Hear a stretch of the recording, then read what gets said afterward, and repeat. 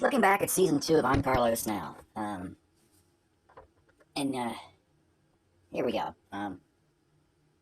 Season 2, wow, so long ago, so long ago. Oh yeah, Stay Low, Be Low, the first episode, season 2. And Stay Low, season 2. As you can see, we have here the photos of Elias Ramirez. Well, that's not really gonna help you because he's gonna. The Swami Astro Ananda in the previews is just taking on a wild goose chase for this man, Carlos the Jackal, which actually, it doesn't really happen that way. We do see that there are some exam 370 pages. These two guys are in a sauna and they keep remembering these weird dreams they're having. And then Frank, he talks about, Milan, not Milan, what was that? That was Libya. Yeah, Libya, that's what it was.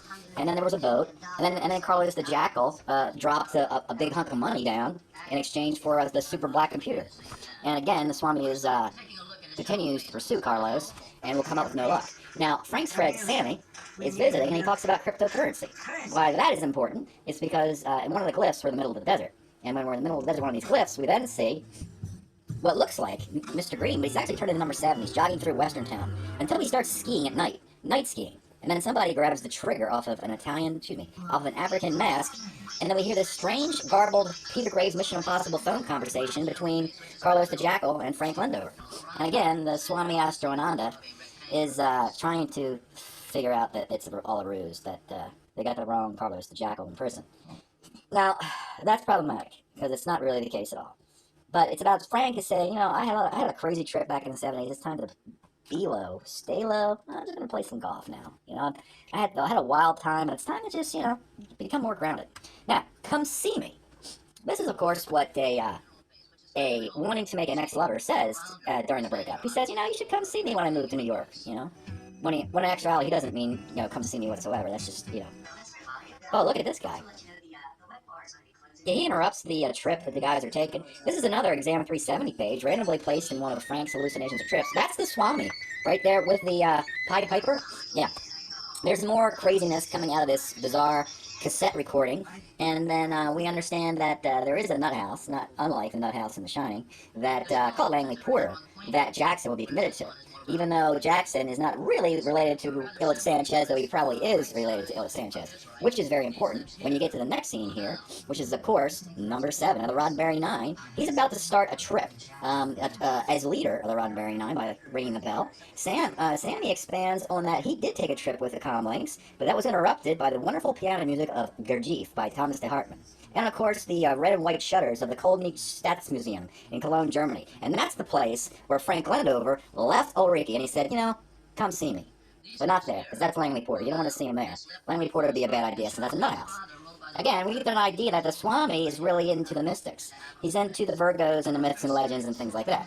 And we remember this a while back in the first season where Carlos the Jackal faked that he was going to hurt Mr. Green. He threatened he was going to hurt Mr. Green, but it was just to scare him. Scare him shitless, basically. And that's what happened there. So that leads us into the 3rd episode of Season 2, a season that's about second will, sort of like the regression, as is sometimes said, the death wish, the Jesus, amongst other terms, bandied about and so forth. And we get to 1,000 spider bites. This is where you just can't figure out what the problem is. There's too many to consider, actually. The Swami is still analyzing the possibility the wrong man is in prison, and we have the understanding that, he's Anubis will help him. But unfortunately, the information from the cassette tape is getting more garbled. Now, here's the actor played auditioning for the role of Carlos the Jackal and being grilled. And what do we see in Western Town? But it looks like Mr. Green, in the rain, was checking out Texas Red and Arthur Matheson. And they were just there. And there's another page from Exam 370. Exam 370. A very famous book with 370 pages in it. And there's a few of them you've seen. Several pages. And then, after Anubis and King Isis are interviewed as possible relations to the escape, we actually see a spider superimposed into what it believes to be some sort of Saturnalian creature. And of course, number 7 takes a drive and dreams about his days playing professional football for the Houston Flaghorns. Now, Clementi's a big player, and he has paintings of Texas Red he's trying to sell. But then, of course, we have, wait a minute, Anubis again. No, I was going to say we had Plato there. We did have Plato. That was Plato ever so briefly. That was Plato and the, well, hold on. What's going on here? This looks like Carlos and the Jackal and number 7 are very green, and they were then. So there seems to be some indication that the two may have actually bonded. You know, that they may have actually, instead of been enemies, you know, they may have befriended each other, because it looked like they were happy there with the little shaker doohickey and with the tambourine. Now, I might be wrong, but we could find out shortly, or maybe not at all, if they become a musical group or not. We're not exactly sure about that. But anyway, the 4th episode is the Key Hotel, which plays a big role in Frank Glendover's life, because that's where he started to write. He held himself up in a hotel in grimy old Berkeley, or in and he started writing these poems and stories in the Key Hotel. And he also gambled in laws and so forth and so on. And there you see Texas Fred in a deluge, wondering what's going on. I mean, someone is walking in the desert, and the person walking in the desert is Arthur Matheson. And it's not the desert. And there's number 7 coaching up our friend Clemente on how to rip off Texas Fred and copy his style. Now, obviously, he's not doing a good enough job presently, but he might do a good enough job later. Again, the trips. He is a day tripper, this Frank Glendover. He takes a lot of trips, and you hear the harmonica, a lot of flashy, crazy colors. It's crazy. It's the Oxford American Writers' Thesaurus. That's exactly what it is. It's yes, you can. Yes, you can. Modern chess openings. All of this is very relevant to everything we're doing on Carlos now. We're back in the sauna. These guys still can't figure out what the hell's going on. They've been thinking about it. They're confused. They had some crazy dreams. But when you're in the sauna, you relax, and good things happen. Now, Mr. Blue, you remember Mr. Blue, right? He got wiped out in Season 1, but maybe he didn't. He didn't get wiped out in Season 1. Maybe he just kind of woke up in a car with an unexploded bomb next to him. That's exactly what happened. And it's time to listen to some more music. And in this particular instance, it's going to be Joy Division, because that's very up and positive music to listen to, puts you in a great mood. Anyway, love will tear us apart in this particular instance. Oh boy, the Key Club in Emeryville. Anyway, so let's forget Joy Division for a second and get back to the Oxford American Writers' Thesaurus, or even the Thinker's Thesaurus. Any thesaurus that the Swami could use to help him, to aid him in the discovery of Carlos the Jackal. Can it help him? We don't know. But what did I say before? Didn't I say this before? We were going to see Carlos and the other guy. They were going to start rocking out, you know, and they did. They did rock out. And they started rock and rolling together. We don't know when they started rock and rolling, but they definitely did rock and roll. They rock and rolled together. It's proof. It's evidence. They did rock and roll together. And that brings us to the amazing, absolutely amazing 5th episode of Season 2, which I like to call, because that's what it was called, I Dropped Out. Who dropped out? Somebody drops out of something. Now, is it Frank Glendover? Frank Glendover dropped out of the company, but it's another agent. Desi Cordova drops out. Desi Cordova drops out. She does. She tells Frank she drops out. And of course, our buddies Carlos and Frank are off for another car ride. Why did I come back to the States? Why did he come back to the States? Why? He was so bored. He was bored. He was just a husband. He was a dittering husband. He wasn't a secret agent anymore. And there were helicopters in the glyphs, and secret helicopters, and black ops missions. And then there was like a Jack of Hearts, and an old Ford van with a King of Hearts driving it. There's all sorts of crazy stuff like that. And an old Jag XJ7, and an Ordo Templi Orientis deck. I mean, he used a deck, a secret deck of cards to help him solve the mystery. That's how hard the Swami worked. He was diligent. He worked very hard trying to solve this mystery. When he wasn't speaking into a rose, that wasn't a rose, it was a microphone. So it wasn't really a rose, because he was nervous about this guy, Carlos. He didn't like seeing Carlos this close to Frank. The fact that Carlos was a friend of Frank really bothered, at the time, the Swami. And there's the Carlos, the Jackal, banging on a stick in the middle of nowhere, under a bridge. And here's some more of the trip. Again, this long, crazy, hypnotic trip with weaving in and out harmonica solos and echo and flange and reverb. And it's a crazy trip. It's a trip to Bid and back. It's one of the meditations. There's a homunculus here. There's some headphones. There's an exotic selection of nutrition and additives and brawny essentials. There's a lot of stuff going wrong. There's a guy hiding in this box. There's a man hiding in that box like Waldo Jeffers. You know, Waldo Jeffers from the Velvet Underground song where he got pierced into the chest. But there was a guy hiding in that box, and the Swami was trying to defend him from an attack. And I appreciate the Swami for doing that. And that kind of wrapped up what the 5th episode was about, but that brings us to the 6th episode. What was the 6th episode about? Very, very, very, very interesting. I'm glad you're asking. The 6th episode of I'm Carlos Now, Season 2, was 23 Goose Hollow Lane. And what was that? Oh, that was the hanky-panky place that Frank Glendover and Desi Cartoza shack up in. Correct. They shack up. It was like Mickey Rourke and Kim Basinger in 9.5 Weeks. They were just, you know, pleasure, absence. They were just doing it all the time. But then again, Carlos, he was still auditioning for the role with a fire outside, a glass of wine on the windowsill, which is very important because he drinks a lot of wine. And then, of course, we got to meet Tyler and his friend Arthur and the lab coats and walking in the woods and discussing Iowa Prime. And then, of course, we have, Monterey Bay, the coast, the Palisades Park, the Pacific Coast, and Texas Red, and a young Arthur Matheson discussing Exam 370 with page 43 in this particular instance of a 370-page book. Now, he's getting closer. Swami, he's starting to nail it a little bit more, but we can't be sure. He gets off tangent too easily. And parlez-vous français? I mean, he's into a lot of different language analysis here. The guys are back in the sauna. They're considering that they've been hypnotized, or that they've been drugged, or they're hallucinating. And there she is. That's Desi. That's Desi Cardoza. Desi Cardoza in a painting. She's coming out of a tunnel. A train tunnel in a snowy area. This is Zurich, I believe. And that's Pons Pedestrian, the lead singer of the Wet Spots, laying down the grooves. Because Pons is the man. He's the dude. And then, of course, we have the Swami, who's still doing Swami things.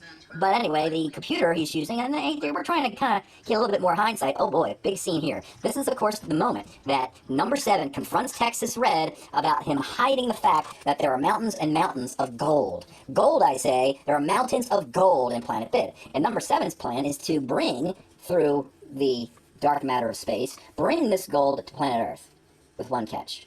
That if you bring it to planet Earth, we'll do it, as long as everybody can have free food and clothing. But anyway, Mr. 7 says, let's do it anyway.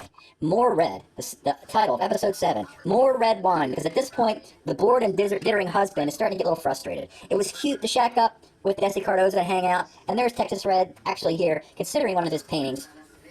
But before he considers the paintings, he's actually caught in a nightmare, where number 7 is actually the head of the Roddenberry 9, and he tells Texas Red, or Frank Landover in this particular case, you gotta set the deal. You gotta go make the deal with the alien to bring the gold back to the U.S. And here's some wine, more wine, white wine here, but more red wine. And this guy is really drunk on wine. This is the Swami drinking wine in an alley. Not a good combination. The Swami drinking wine in an alley, more red, a lot of drinking in this episode, a lot of wine, people getting sloshed. It's too excess. It's too excessive. Beautiful painting there. Here's an engine. Here's some gears. Something's spinning around. Gears are spinning. The guys are back in the sauna again. Now, the thing about it is, they're starting to get closer as to what they're doing there. Before, they didn't have any clue. They thought it was just relaxing. Now, of course, Carlos is drunk and singing Hanky Panky and says, fuck you. I understand that. He doesn't like Hanky Panky. And, of course, here's our alien.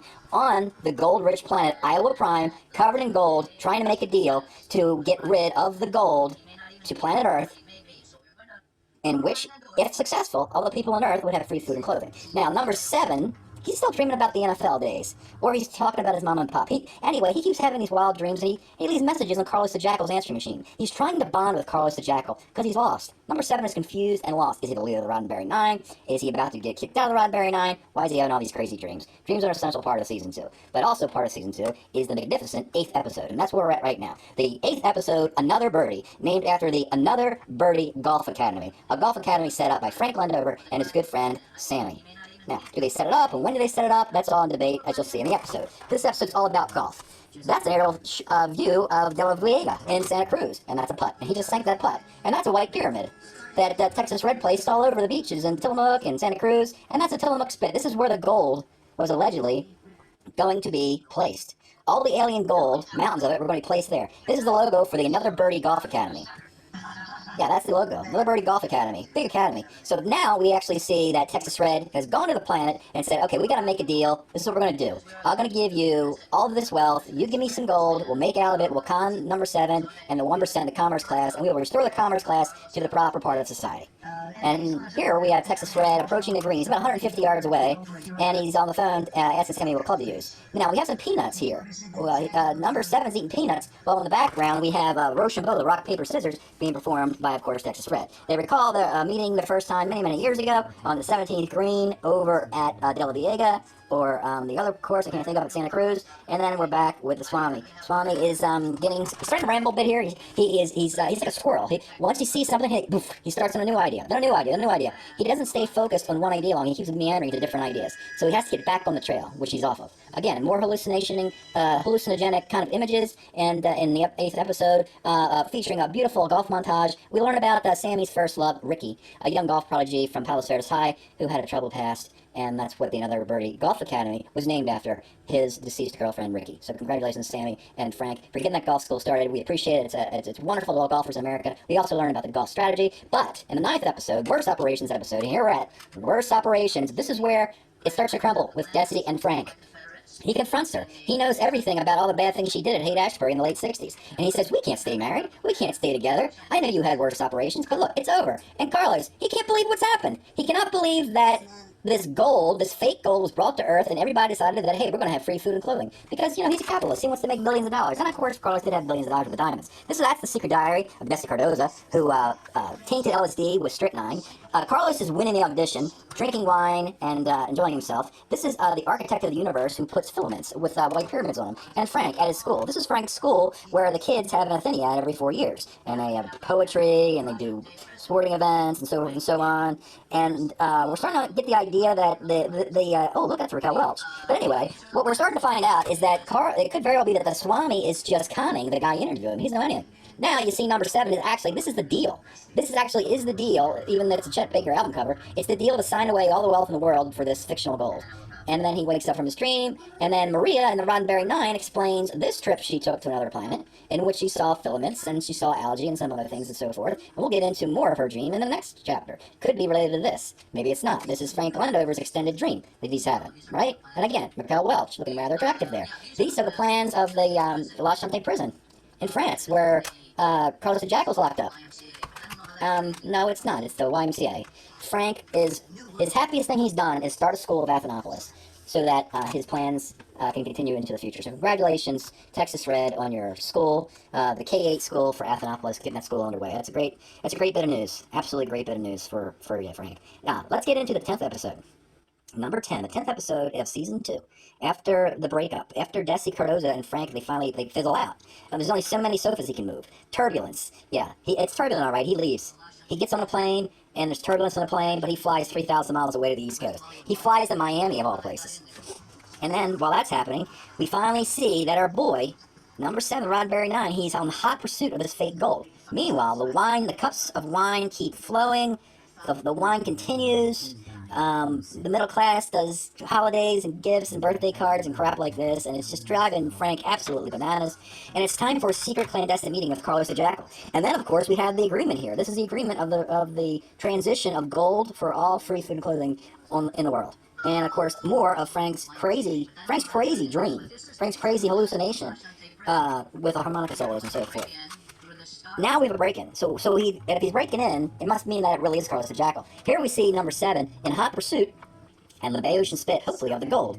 Here's another sofa. Frank is moving sofas. This is all he's doing in his life at this point. All he's got to do is move sofas. Meanwhile, these guys are rocking out.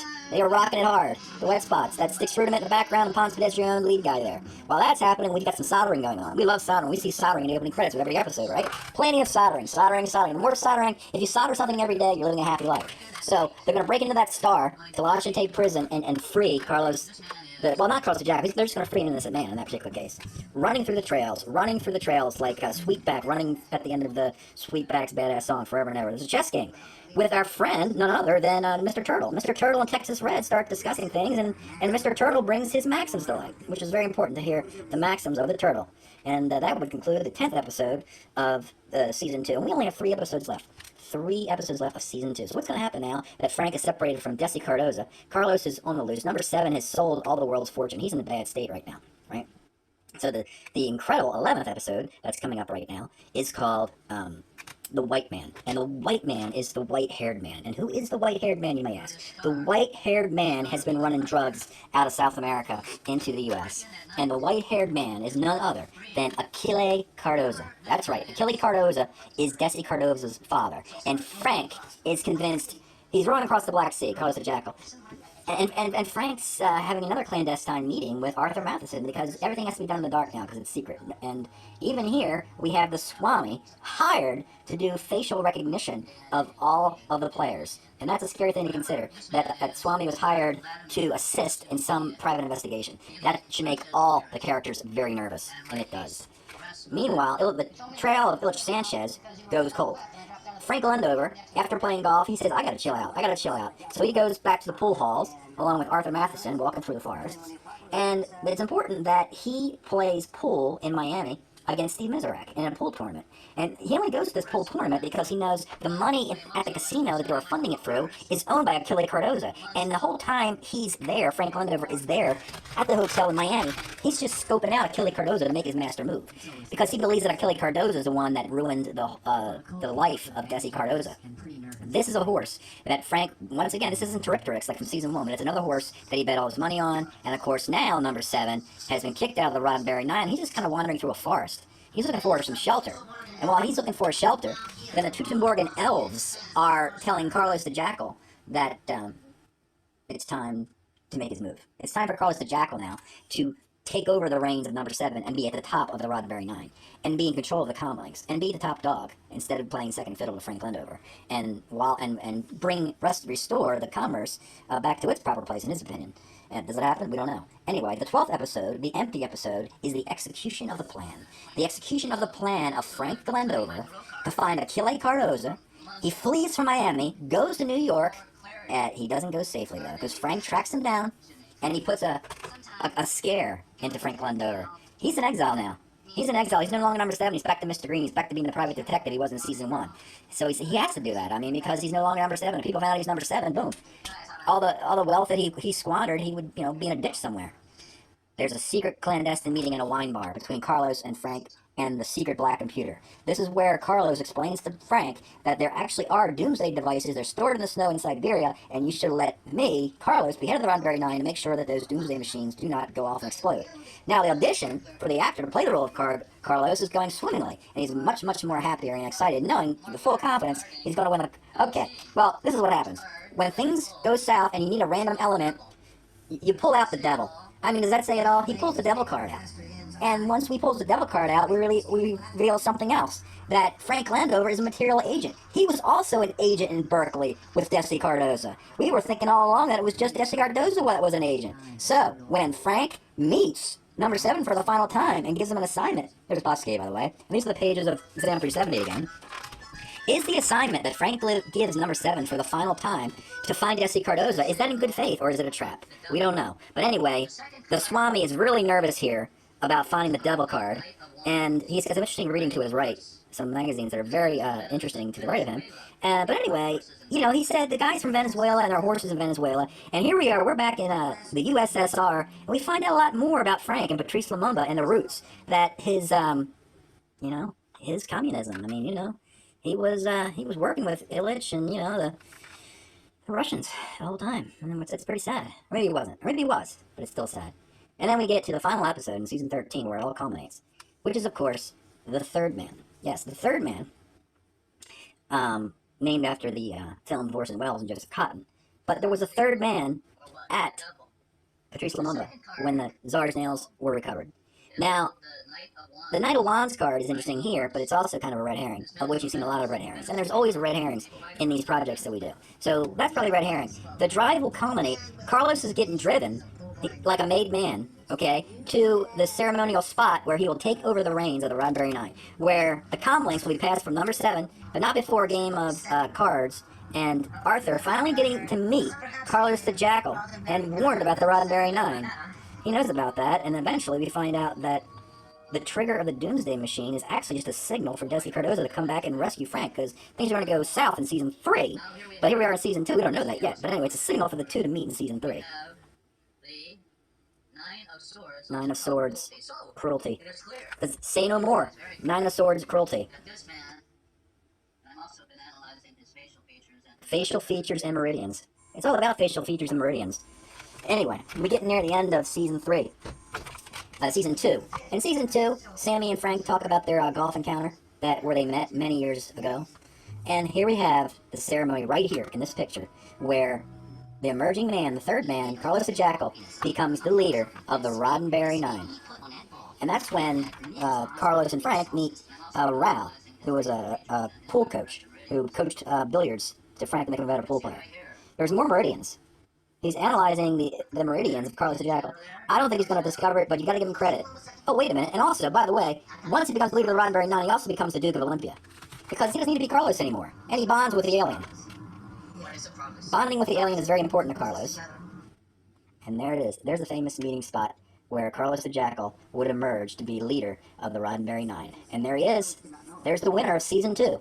He laid in the shadows for most of the season, but he ultimately becomes the winner as he has the comlinks. And as we know, the person with the comlinks has all the power in the series. So in season 1, the comlinks were with Frank. In season 2, at the beginning, they were with number 7, and they currently reside with Carlos the Jackal. And that can't be a good thing. It can't be a good thing. Well, now the Swami's asking for payment for his work, and it's pretty sketchy. I think it's time to I can hear you meditating, is what he's saying. And it's true, he can. He can hear you meditating. And that's what happens in season 2, which would lead us to season 3. What happens to Carlos as leader of the Roddenberry Nine with the Conlangs?